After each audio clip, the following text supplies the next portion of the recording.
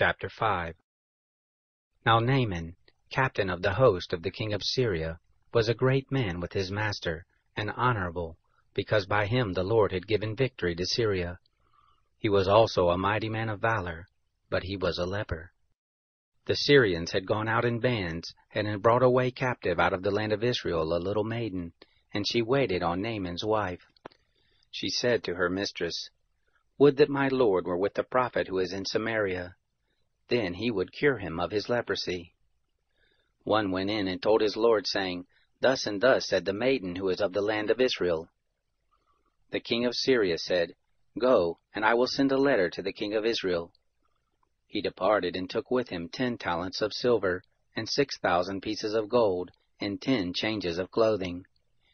He brought the letter to the king of Israel, saying, "Now when this letter is come to you, behold, I have sent Naaman my servant to you, that you may cure him of his leprosy." It happened, when the king of Israel had read the letter, that he tore his clothes and said, "Am I God, to kill and to make alive, that this man does send to me to heal the man of his leprosy? But consider, I pray you, and see how he seeks a quarrel against me." It happened, when Elisha the man of God heard that the king of Israel had torn his clothes, that he sent to the king, saying, "Why have you torn your clothes?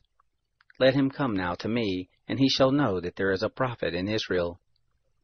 So Naaman came with his horses and with his chariots, and stood at the door of the house of Elisha. Elisha sent a messenger to him, saying, "Go and wash in the Jordan 7 times, and your flesh shall come again to you, and you shall be clean." But Naaman was angry, and went away, and said, "Behold, I thought he will surely come out to me and stand, and call on the name of the Lord his God, and wave his hand over the place and heal the leper. Aren't Abana and Pharpar, the rivers of Damascus, better than all the waters of Israel, that I may not wash in them and be clean?" So he turned and went away in a rage. His servants came near and spoke to him and said, "My father, if the prophet had told you to do something great, wouldn't you have done it? How much more then when he says to you, 'Wash and be clean'?" Then he went down and dipped himself 7 times in the Jordan, according to the saying of the man of God, and his flesh came again like the flesh of a little child, and he was clean. He returned to the man of God, he and all his company, and came and stood before him, and he said, "See now, I know that there is no God in all the earth but in Israel.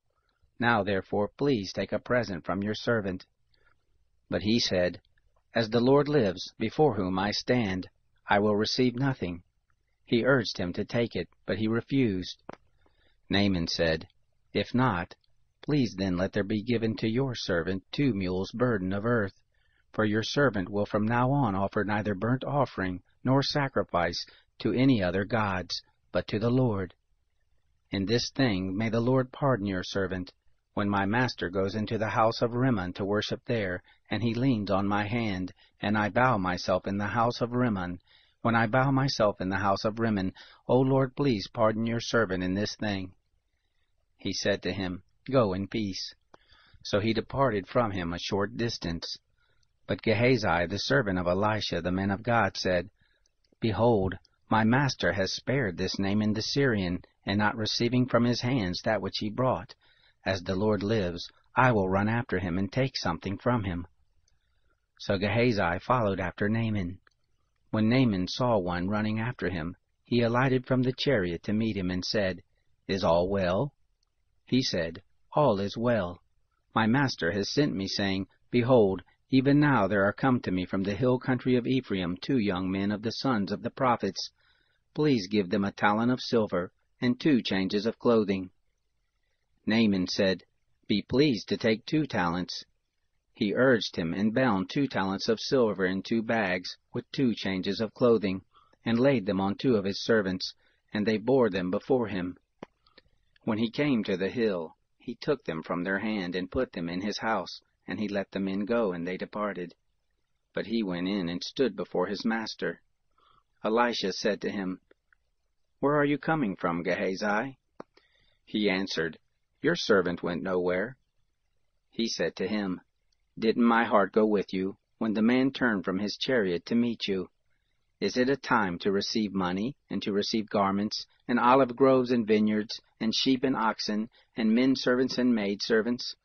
The leprosy therefore of Naaman shall cleave to you, and to your seed forever. He went out from his presence a leper, as white as snow.